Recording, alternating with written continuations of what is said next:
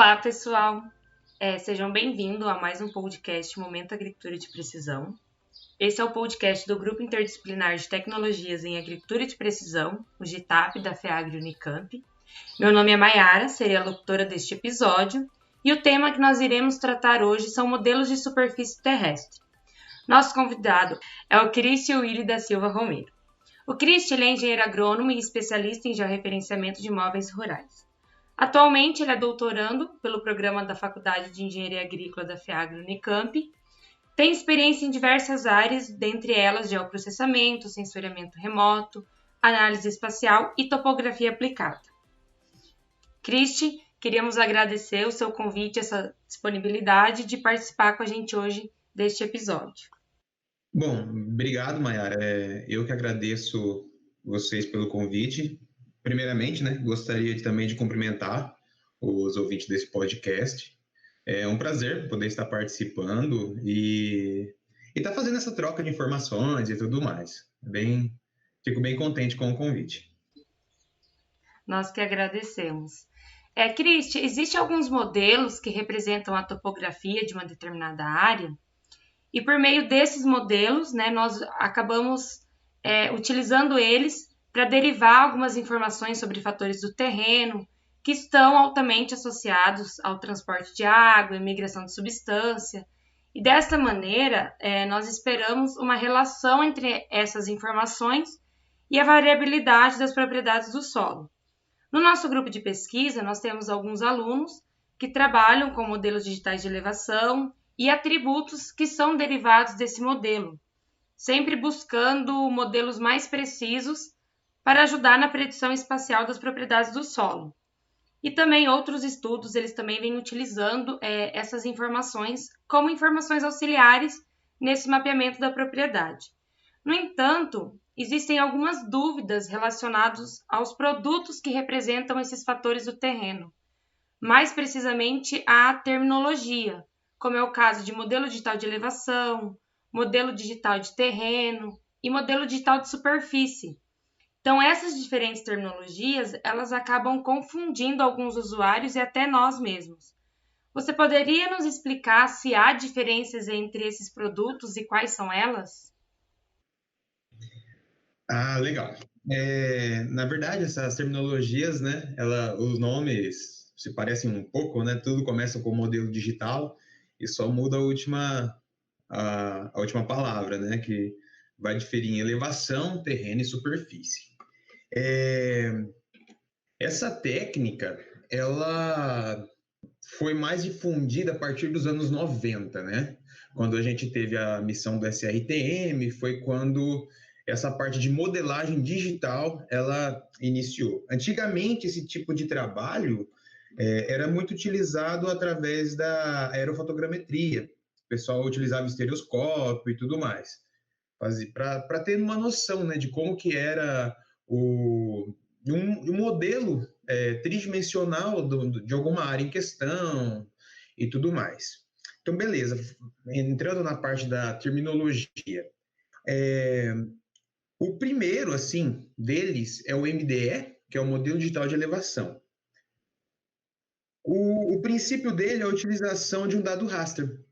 Você tem uma imagem onde cada pixel que compõe essa imagem ele tem um valor numérico e ele compõe toda a parte superficial da Terra. Lógico que ele vai levar em conta aí para ter o modelo de altitude, ele leva em conta como diríamos aí, o eixo Z, relacionado à própria altitude dessa área, da superfície.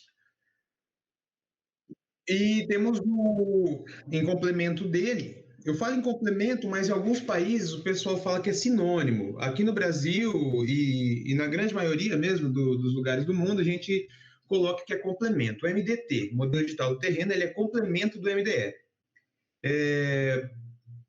Por que seria o complemento? Porque ele é a parte vetorial que você cria a partir do MDE. Você tem a imagem raster.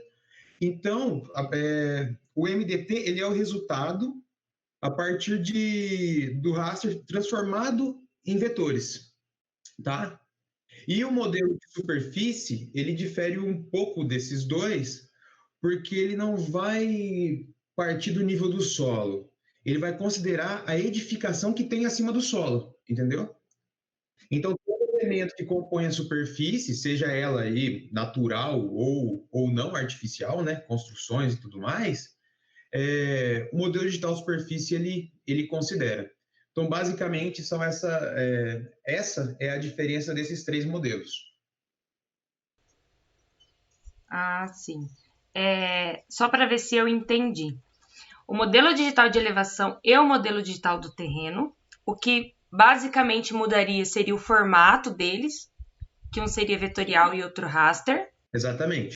E o digital de superfície, então, que é onde eu considero tudo que está sobre essa minha superfície. Então, se eu tiver uma casa ou uma cultura, ela vai me dar aquela altura. Exatamente. Ele vai a superfície do terreno, ela vai ser considerada a partir da superfície do que está construído ali ou do que está ocupando o local, entendeu? Lógico que para isso existem modelos e tudo mais que você consegue fazer essa retirada e conseguir distinguir ali o nível do solo e tudo mais. Nesse sentido, você poderia então nos dar um exemplo de quando utilizar um modelo digital de elevação e um modelo digital de superfície? Tá bom, vamos lá. Esse modelo digital, tanto de elevação ou do terreno, ele é muito utilizado na parte de mapeamento para fins de conservação, tá? Então, seriam atividades onde as informações do terreno,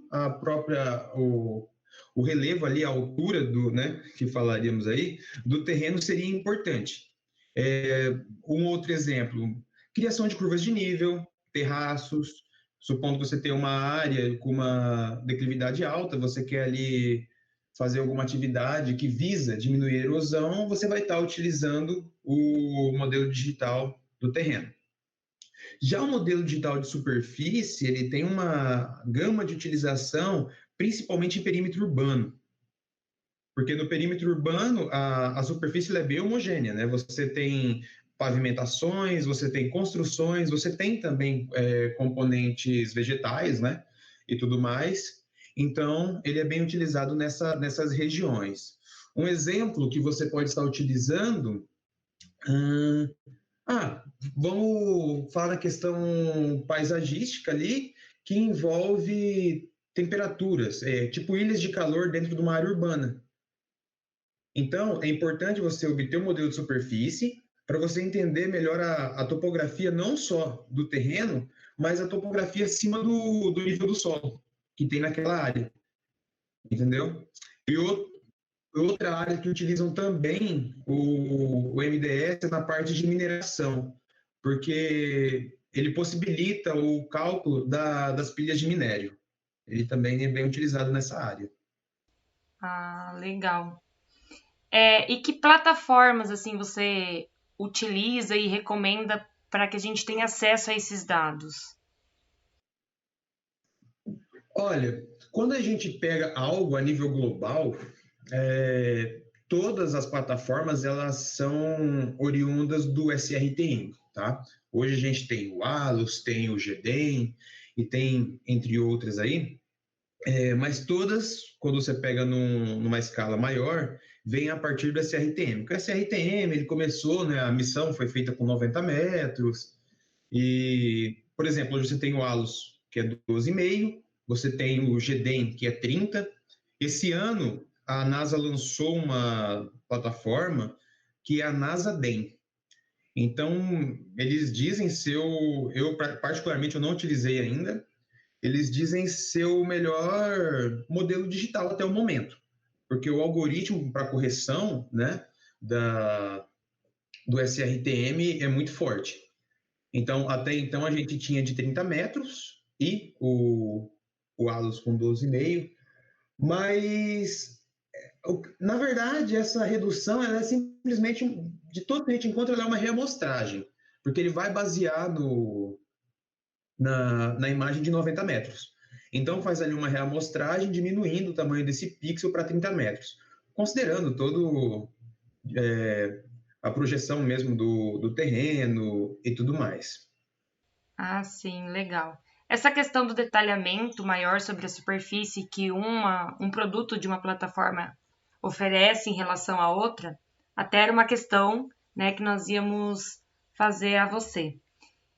E nós começamos a trabalhar com alguns produtos do SRTM e em discussões dentro do grupo a gente acabou conhecendo essa plataforma do Alus Pulsar, principalmente por essa questão de entregar uma resolução de 12 metros e meio. E com o passar do tempo, a gente foi descobrindo que essa resolução espacial ela era oriunda de uma reamostragem do SRTM, como você comentou. Quais as vantagens de eu ter uma resolução mais detalhada comparada a uma menos detalhada em questões de uso para a agricultura? Olha, vamos lá. Quando você fala do ALUS, né, do 12,5, você mesmo comentou, vocês viram que é uma reamostragem. Ele é vantagem por conta que o ALUS ele tem imagem também de resolução espacial 12,5, né? Então, não fica discrepância quando você faz a modelagem utilizando a imagem, tá? Bom, a vantagem que você tem com a resolução melhor é uma maior fidelidade à sua área de estudo, à sua área de interesse, né? E, assim, hoje, a nível menor, né? Não tão a nível global, assim, umas imagens, mas, por exemplo, supondo que você tem um campo experimental, o que o pessoal vem fazendo muitas vezes para deixar, quanto mais próximo da realidade, melhor para você trabalhar. Supondo que você vai entrar com agricultura de precisão, você precisa ter um detalhamento do terreno muito fiel, porque você vai entrar com maquinário ali e tudo mais, onde você supondo que aí o pixel de 30 metros, por uma larga escala, beleza, mas numa situação pontual, ele pode oferecer um erro que pode complicar todo o seu trabalho. O que o pessoal tem feito é a utilização do GNSS, né, para fazer essas correções aí. Porque, por exemplo, você caminha com um RTK sobre uma área, ele vai captando ponto com precisões milimétricas a cada segundo. Então, você vai caminhando ali, você vai gerando um ponto, coletando a altitude de onde você passar. E no final você tem um mapa super fiel, com precisão variando aí no máximo até 2 centímetros, sabe? Lógico que, né, que envolve um custo, isso daí também, tem toda essa parte. Então, mas assim, para a agricultura, quanto melhor a resolução do seu modelo digital, melhor vai ser o seu trabalho, tá? E outra questão também que quanto maior a resolução, mais pesado é a imagem, né? Então a gente acaba demandando mais tempo de processamento. Exatamente, com certeza. Hoje existe um equipamento, não sei se pode estar falando marca de produto, mas assim, é como se fosse uma estação total. De uma marca de equipamento topográfico, que na verdade ela é um scanner a laser. E ela faz toda a varredura do terreno a partir desse escaneamento e gerando nuvem de pontos, né? Então depois você faz a interpolação desses pontos e você tem a superfície. Hoje, né, o dólar está meio alto aí, mas há uns 3 ou 4 anos atrás, esse equipamento custava em torno de R$ 300 mil. Hoje eu não sei quanto é. Mas, assim, hoje você tem ferramentas super precisas nesse quesito, porém você não consegue trabalhar geralmente nos computadores convencionais, né? Você tem que ter um workstation aí muito robusto para estar trabalhando com esses pontos. Você imagine trabalhar com uma área com 4 milhões de pontos, né? É coisa absurda. Igual você falou, você vai demandar de um equipamento, exigir, né, de um equipamento muito bom. Então, nesses casos também a gente tem que levar todo um critério na seleção também, né? Pensando não só no objetivo final, mas também nos meios que a gente tem de fazer esse processamento. Exatamente, exatamente. Tudo vai depender do nível de precisão que você vai necessitar. Às vezes você precisa apenas de uma representação. Poxa, você pega aí uma imagem, um modelo, né, digital gerado a partir de 12 metros e meio, 30 metros, talvez já satisfaça o que você quer.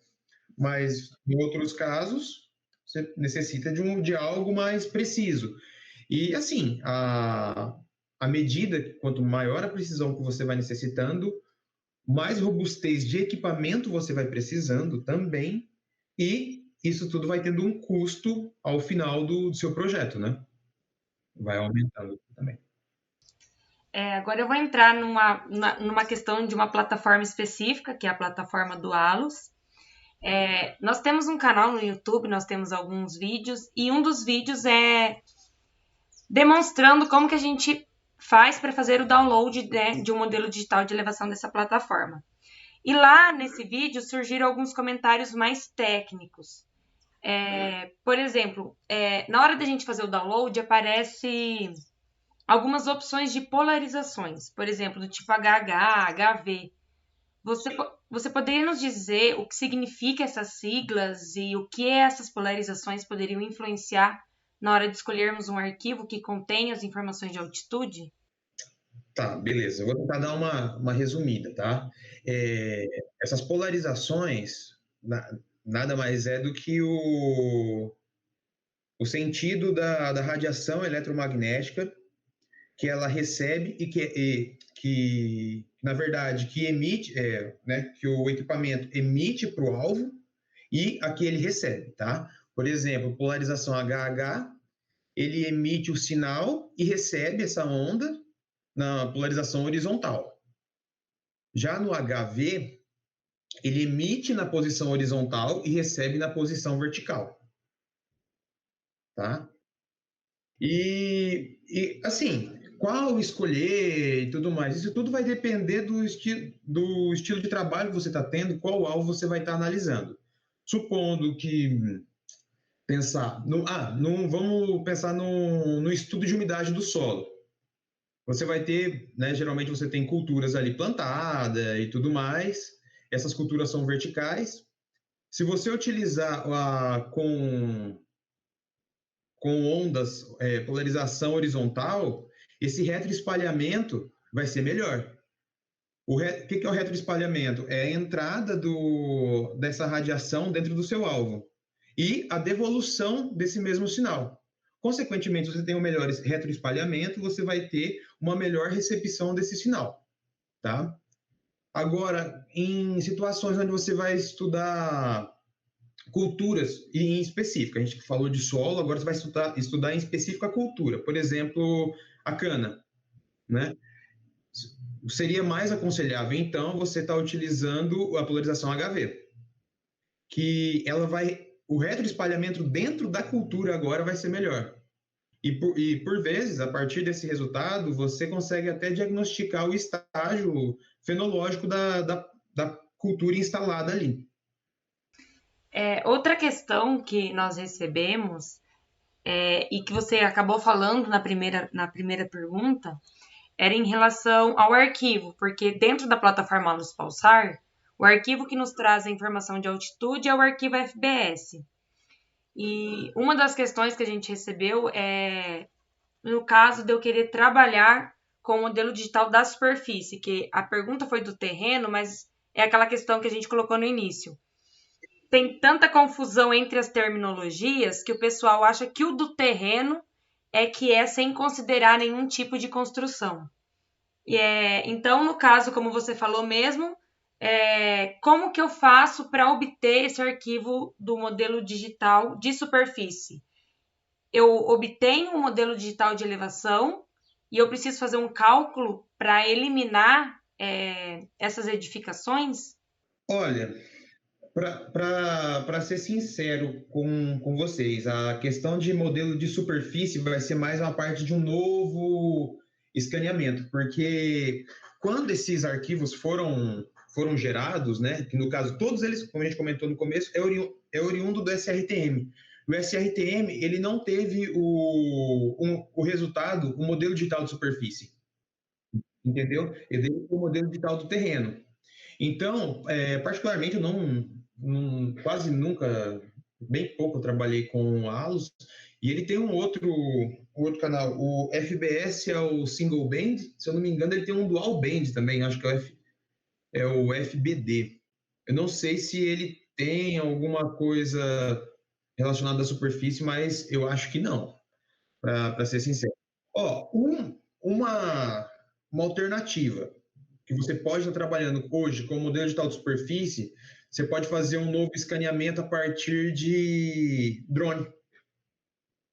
Você faz o voo da área, aí entra, né, aquele conceito de aerofotogrametria, você faz a estereoscopia, só que agora já num formato digital, e você consegue ter ali, vamos colocar aí, a maquete eletrônica da sua área imagiada. Então, uma alternativa hoje é a utilização de drone. A gente já realizou esse tipo de trabalho já.